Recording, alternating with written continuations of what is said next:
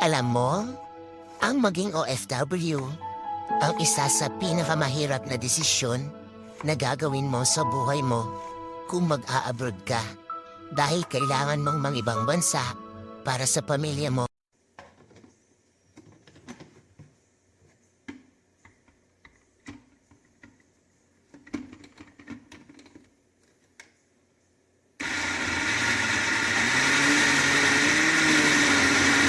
Batid kong mahal kita,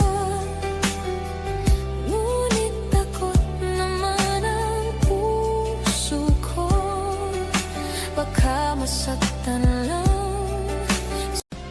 Alam mo po, nag-abroad ka, matutunan mo kung paano maging madamot. Bakit? Kasi alam mo kung paano kitain yung pera sa abroad. Dito rin nagbabago ang ugali ng isang tao. Bakit? Dahil sa mga taong nakasalamuhan nila.